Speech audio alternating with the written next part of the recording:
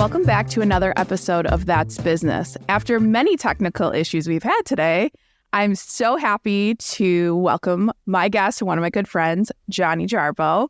So Johnny, thank you so much for dealing with every technical issue we could possibly have. How's it going today?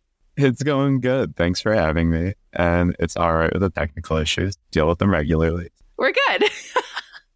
So before we dive into your badass business anchor that you have today, I want to throw it back to childhood.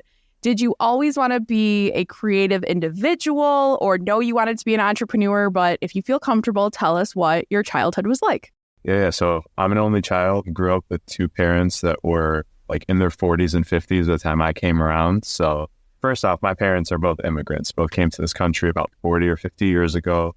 And in their mind, like success is being a doctor, being a lawyer, being an engineer, something that has, you know, that type of like clout to it. Growing up though, I knew that my parents were much older than most of my friends' parents. And I also knew that I was an only child. So I would definitely need to like do something that would help me better take care of them as they age.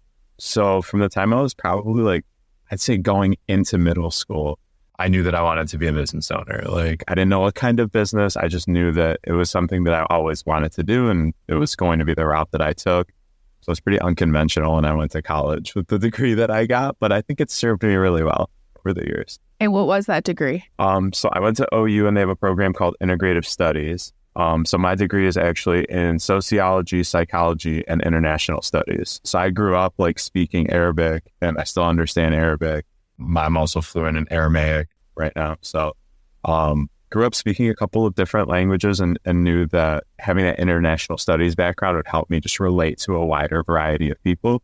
And then psychology and sociology have been like an amazing fit for me as a business owner. Yes. I don't think I knew that because I also have 2 psychology degrees, or maybe we have bonded over this, but that's so funny. And that makes so much sense knowing who you are. So when you decided to go this route, how did your parents take it? Knowing that, of course, as you said, their idea of success was doctor, engineer, lawyer. They're a little disappointed. Like once I got into college, I was like, you know what, I'll do health sciences and I'll do like, you know, a psych minor or something, and ended up hating my science classes and loved psych. So kept rolling with that. And funny story, I loved like watching Criminal Minds for like years. It was how I did I got through all of my homework that way. I just always had it playing in the background. And at one point I was like, you know what, maybe being a profiler would be really cool. And I told them that and they were like, wait, what? Like, what is that even? But yeah, no, I really loved psychology. I really loved sociology. And I had an idea that it would be a good fit for me when it came to being a business owner. They didn't see it at that point, but I think now, like fast forward, like a decade of me being out of school, they're like, okay, I kind of see where you were going with this. And now having to like help and, you know, do things, and you've really been there for them, which has been incredible. But yeah, they should see it now, right? Yeah. Now they're like, oh, you actually have time to help us with things. I'm like, yeah, because I'm not doing residency where I'm like 80 hours in a week. Yeah, no kidding. Ugh, I can't imagine. So you go the corporate route, graduate school, you go the corporate route. What were those jobs you first had? And then I don't want to jump ahead of myself, but when you finally felt ready to take this full time and take Anchor to what it is today? Yeah. So right out of college, I took a job with a credit union as a copywriter. And I always kind of saw that as a way of me. Like once I was in college, I really fell in love with watching Mad Men. And I was like, you know what? Like I want to be Don Draper and I want to be a creative director. And how am I going to do this? Because from an artistic perspective, like when it comes to like drawing and things like that, like I've always loved to, but I'm not the greatest at it. But I've always loved to write, and I like to think I've been pretty good at it over the years. So I figured that could be the way that I could work my way into like that Don Draper, like type of like creative director role. Did that for about a year at the credit union, then went and worked for the Chaldean American Chamber and the Chaldean Community Foundation, which was actually a really cool experience for me. You know, around the time that I was there, like I'm Chaldean Assyrian. So around that time, like our people were having a really hard time back in Iraq. It was around like the rise of ISIS.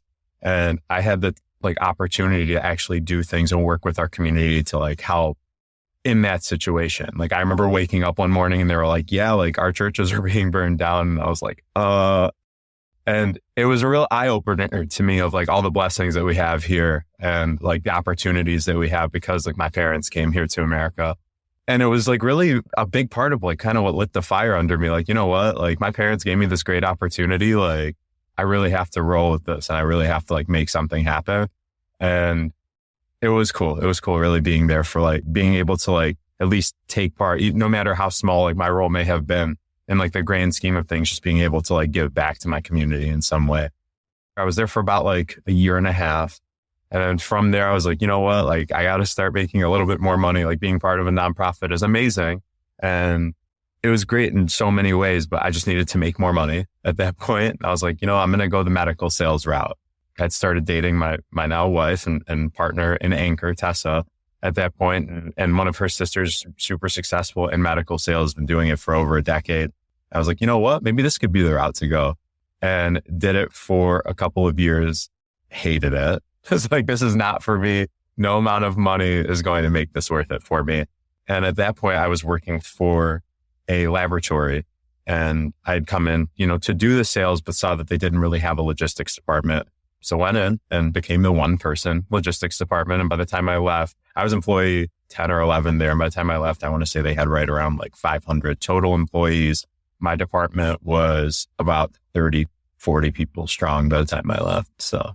Oh my gosh. So let's take a moment to think about how you have jumped fields. I mean, working for a nonprofit and then saying, you know what, let's do something else, because you very easily could have stayed comfortable in that role. And of course, a lot of people I talk to every day is like, oh, I knew I should have left year 2 and I've been here 20 years. And I'm like, I don't know how you do that, but kudos to you to just being like, let's just try and let's figure this out, because a lot of people struggle with that. So taking that big chance, and of course, knowing you as business owner, Johnny, that you are, what was those pieces of those transitional phases like? Was it just like, let's just try it out? Or what was the thought behind all that? That's a big deal. Yeah. So the initial like jumping around, like within like a year or two of each of those roles was, I think, just me being an only child and like just following what I was interested in, because that's just what I've done my whole life. You know? So I think that was a big part of that. But then once I got to the laboratory, I was actually there for almost 7.5 years. And about 4.5 of those years were like the last 4.5 years, like we had already started Anchor. So Tessa and I co-founded Anchor December of 2017. We had already been like freelancing together for a few years at that point and doing kind of our own thing. And we're like, let's come together and make this happen. So quick story behind that. So Tessa's one of 6. So the exact opposite of me. She came from a huge family. She's also the youngest in her family and had an older sister named Casey, who was essentially like a second mom to her. They were, I want to say like 13-ish years apart. Really influenced her when it came to her overall creativity and just artistic ability from a really early age. Fast forward, Casey ended up passing away in 2017. And she was a design director at Adidas. Like we had watched her, and like Tessa specifically had watched her work her way up from like a student at CCS to an intern at Reebok to a designer at Adidas, and then eventually like becoming a design director and even working on a team with Stella McCartney to design Olympic jerseys at one point. Wow. So like Olympic uniforms. So just, you know, seeing what it took for her to get to that level of success. For us, we were like, you know what, we want to achieve that same success, but we want to be able to do it on our terms and not have to climb the corporate ladder for decades to like finally get to that point, you know? So we decided to start Anchor December of 2017, a few months after she passed, as a way of really taking control of our lives and helping other business owners be able to do the exact same. So. Oh, what a great, heartbreaking story, but incredible way to utilize your talents and all. Now, of course, I know you get asked this question, but I have to ask it. Working with your partner as your business partner, your life partner, and partner in literally every facet of life, how has that come to be, and how do you manage to not, have it turned on all the time of business, because that's literally a good chunk of your life. Yeah, no, absolutely. And I think in the beginning, it was definitely a lot harder. But when we started, I was, 27 and she was like 24. So when we started Anchor, so we're still both like pretty young, like didn't have a kid, weren't married yet. Like we started Anchor while we were wedding planning. Why not? Why not? Right. But we were young and we were just like, you know what, we're really going to grind. And it really was all about work. Like it was always what was turned on. Like we would have our date nights and whatever. And it was easier to get those moments because we didn't have a kid. But now fast forward to, 2021, we had our daughter on Thanksgiving of that year. And I think like the 6 or 7 months after that, like I was still working at the laboratory at that point. And I'd say between like Anchor and the laboratory, I was putting in probably close to like 14 to 16 hours, like on average, like at least 5 days a week, and then still working on the weekends just to catch up on my stuff for Anchor. And it got to a point where I was like, all right, I have to make this jump. And it was a scary jump of like, leaving corporate and knowing that we had to replace my salary at that point. With a newborn, Yeah, no big deal. Because always like, we're going to just do things when things are already like kind of stressful. Start a business when you're wedding planning, leave corporate once you have a kid, like, Yeah, there's a reoccurring theme here with the two of you that you like extra stress. There definitely is. But I think making the jumps in the moments when things are already kind of difficult have really helped us stay motivated and drive ourselves forward, even in those like really challenging moments. But when we had our kid, like Tessa was the one that actually kept bringing it to my attention. Like, look, it's 7 p.m. Like, you got to get off your laptop. Like, spend some time with your daughter. Like, spend some time, like, not thinking about work. Like, I know you're stressed out about the money, but it's going to work out. Like, we're going to make this work out. And I think us owning a business together and like doing it from a point before we were even married has actually made us a stronger team, because now, like, I feel like a lot of times when I speak with like different people where they're not working with their spouse, they almost can't relate on like what they go through on a day-to-day basis, because they're both having their own experiences, like in their own corporate roles or in whatever that they're doing. Even if like, one's a business owner and one is working corporate, you just can't like relate in the same way. But like for us, it's really made us, I feel like, just a stronger team over the years. And it's made it easier for us to make compromises in other places and to be willing to work with each other in other places, because we know that like we're not going to get the break the next day, It makes a big difference. And I think too, unless you have like an untraditional role or, work weird hours, it's hard to relate to. I mean, last partner and I used to get in a fight all the time. So I'm like, well, I don't have a 9 to 5. And especially in where you specialize in restaurants and hospitality, I mean, they work weird hours. You have to accommodate to work with people. And, you kind of can't talk about your job you don't like at your job, in my case. So I do have to work till 8 o'clock a lot of nights. So definitely needing a partner. That's such a big point to bring out that understands, because you don't need more stress on the relationship piece when you're building a business and have a newborn and all the craziness that you've went through too.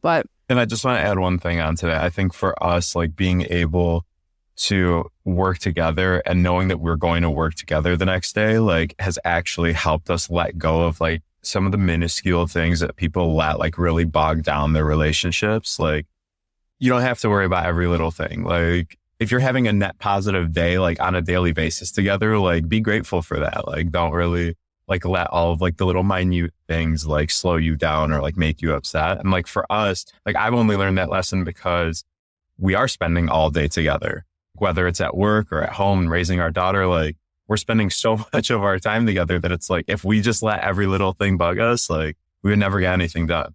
Nothing would ever get accomplished. So no, exactly. Now, focusing more on the business too, how do you differentiate? Because I know we've talked about this before. You and Tessa have very different skill sets. So how is your business structured as business partners and what you both specialize in? Yeah. So like I mentioned, Tessa is definitely the creative of the two of us. So she oversees all of our creative direction, oversees our development team. So before being a designer, Tessa was actually a systems programmer. So it's like a kind of a unique skill set for a designer who like someone who loves building brands, but then can also go and implement everything on a website and oversee an entire development team. So we've been really lucky that she's been able to do all of that portion of the business, which allows me then to kind of handle our operations. And then my favorite part, which is business development. That's great yin and yang to the business of making it work. Yeah. So going into the core of your business, because there's so many creative agencies, businesses, all this good stuff, what's the difference with Anchor and what you specialize in and how you help without giving it away, me giving it away, but what's kind of like your specialty and who you like to work with? Yeah, so we love working with the food, beverage, and hospitality space. Our primary services are branding, web design, and web development. And more recently, we've partnered with an SEO agency local to the Metro Detroit area to offer local SEO specifically for our clients in the hospitality space because their hours are always changing, their specials are changing, their menus are changing. You just want that information to be consistent across the web. What I think really makes Anchor unique, and kind of already touched on this with the collaboration with the SEO agency, is that we're not afraid to collaborate with other agencies and other studios that have overlap with us. So fairly recently, we did a creative mornings panel last month, actually, with a couple other agencies, one of which is our biggest collaborator, Backtalk Detroit. And the girls over there have been absolutely incredible to work with. Delaney, Marissa, and their team have just really, like, we met them Q3 of last year, landed our first government contract Q4. And because of this one relationship, we're able to 3 to 4 times the amount of work that we could do and the amount of output that we had monthly, just because of this one collaboration and how we fill the gaps for each other. And there's so much to go around. And I love that piece because there's enough to eat for everyone to eat, or whatever, fun little thing you like to say. But a lot of people, I feel like, that are not business owners are like, what? Like, why would you do that? Or why would you collaborate with people who have the same service offerings as you? But that's where business goes. And this is my exact reason for that, is because I believe that the more money that you can make for other people, the more money you're actually going to make for yourself long term. It's not always about taking the entire pie, but if you can have a massive pie, I mean, think about it. Some of the richest people in the world, whether you're talking about like Jeff Bezos or Warren Buffett, like they own less than 20% of their companies at this point. But they're the richest people in the world because the pie is so big with each of those companies that, I mean, they're going to make way more money having that small piece than they would ever be able to make trying to keep the whole pie on their own. Or the diversified portfolio, if we want to use business speak there, same thing. Now, of course, bringing on these new partners and expanding your reach into other service offerings and all. I'll ask it, but where do you see this taking in the next year, or what you're really specializing in helping businesses in food and bev and hospitality do? Yeah, so because of that collaboration with Backtalk, and then there's another agency, LF & Co., founded by Leah Faust, who I actually met through Design Core Detroit, and we just randomly met on a Zoom call and ended up grabbing coffee, and just found that there were all these synergies between our business as well. So they focus really heavily on restaurant experience and operations. So front and back of house operations with either us or Backtalk do. So for me, like a dream client would be to see, a national hospitality group come in and want to, and we actually talked about this at that creative mornings panel, come into somewhere like an English village or an Indian village and want to take one of those homes and turn it into like a B&B of sorts, but also like a neighborhood spot with a restaurant and a bar and like something that, locals to the city could really go and experience on a nightly basis or on the weekends, not just for like travelers here to the city. And being able to collaborate with like Backtalk and LF & Co. to really bring all of the pieces together, that would be like a dream project for me. So would love to see that happen, obviously, in the next couple of years. I did mention that we're also doing stuff with like government contracts. So for me personally, I've really been enjoying learning all of that. So want to keep doing that for the next few years. But if I want to say that there's one dream project, that's really what it would be. Ooh, you said it here first. So when we see this come to fruition. Got it here first. Yes. Yeah. Amazing.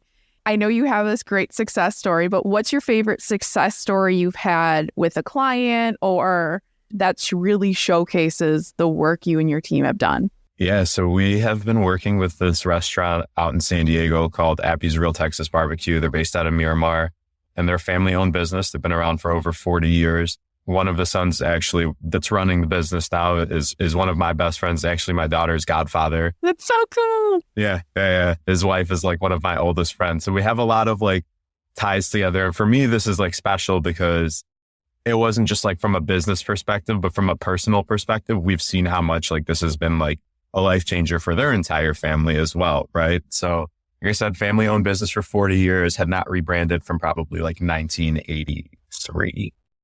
Yeah. But they were still really successful and had like super successful catering business, but they've been one location this whole time. So pre-COVID, they reached out to us and were like, hey, we want to rebrand. And then this was December of probably 2019. And then COVID hit March of 2020, right as we were wrapping up the rebrand. So they were like, you know what, we'll take this opportunity to like just do what we have to do, like get everything reprinted and just set ourselves up for when we can open again.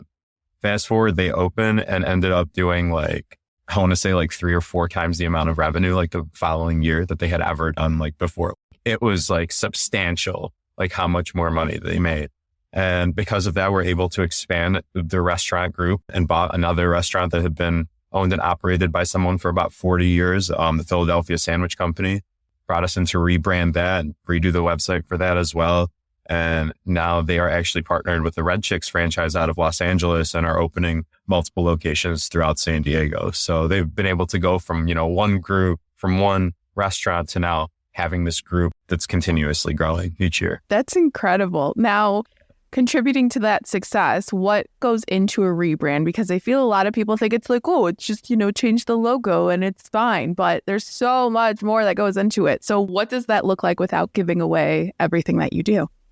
Yeah, well, I'll just kind of go over the different services that we went through with them. And really, I don't want to say that we have our own secret sauce in house. And that really, I think, comes more from Tessa and her creative direction. So I don't think I'll give away too much by obviously saying this, but like for us, for them, it was the logo, figuring out their new colors, their fonts that they were going to use, taglines that they're going to use across things, their merch, what paper products that they want to have that showcases their brand, whether it's going to be what they're wrapping up their sandwiches in or the bags that they're handing off to people that are doing carry out, their wall graphics. And like one thing for them was they never had a social media presence before because they just didn't have a brand that they thought could really grow on social media. So once this happened, it really started blowing up for them. Tony Hawk, who I don't know if you know, this is a resident of San Diego. So Tony Hawk ended up becoming a regular of the restaurant and ended up giving them a shout out on the Joe Rogan podcast, which then blew them up even more. So as a thank you for that, one of the owners came to us, Matt's brother, Mark, came to us with this idea of creating a custom skateboard for Tony Hawk. So, I mean, for me, like as a kid that grew up skateboarding, like that was a dream come true. I'm like, man, I get to take part of a project where I'm creating a skateboard for probably the greatest skateboarder to ever live. Like, I mean, that was like a dream come true. So it was really, really cool. I'm so jealous. I am not a skater. I will fall immediately if I step on a skateboard, but love the culture. I'm obsessed with Tony Hawk. Like, I'm so jealous. What a cool project. And is he as chill of a dude as he seems that he is? Yeah. I mean, Tessa was able to reach out to him after the fact. And this all happened like right before my 30th birthday.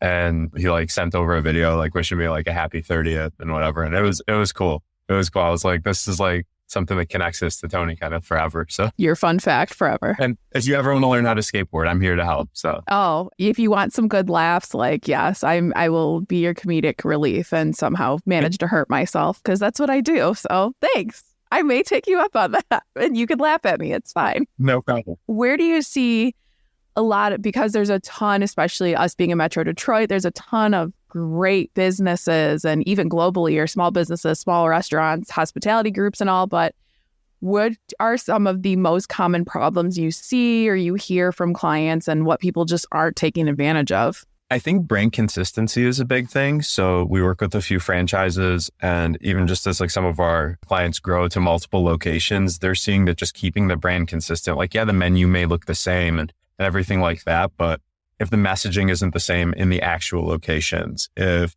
the wall graphics don't look the same, or if like your posters are outdated and they're 3 months old in one location, like it's just not a great look. So just staying consistent with your brand is something.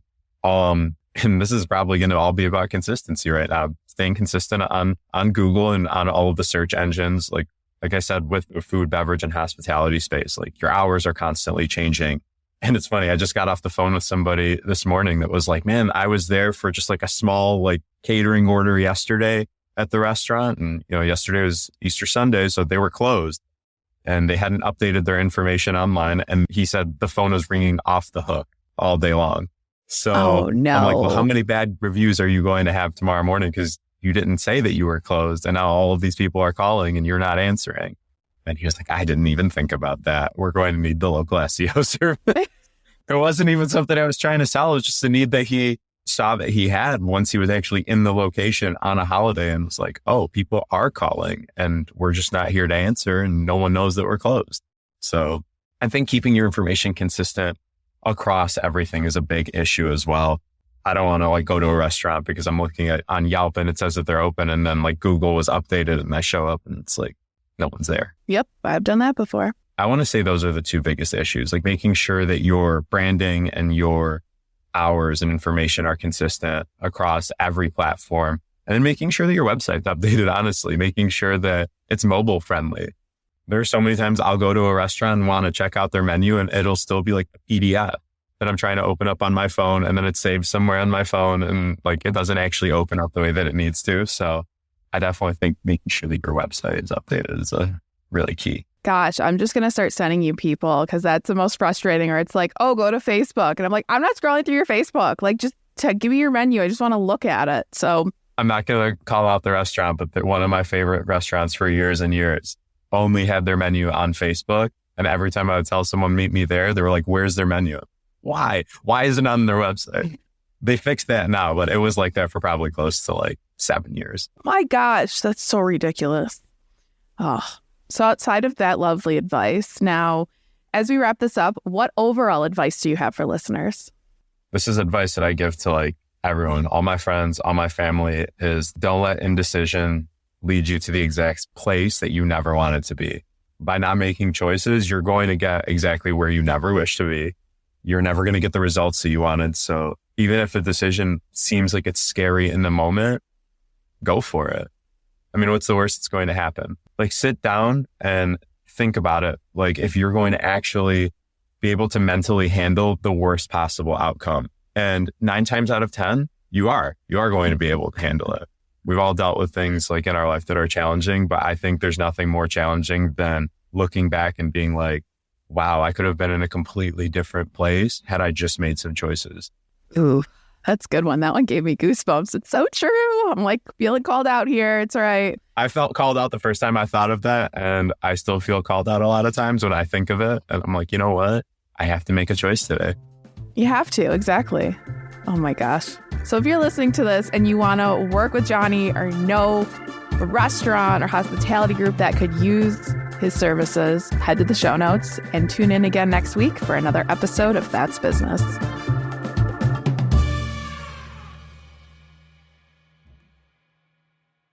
If you're looking for a career change and you're not sure where to start, the Resume Rescue can help. Sure, there's no such thing as the perfect fit for everyone, but here at the Resume Rescue, we're on a mission to find the perfect solution for you. Whether it's changing careers, updating a resume, learning LinkedIn, or practicing interviewing, we have you covered. Find us online at theresumerescue.com and find all of our contact info in our show notes.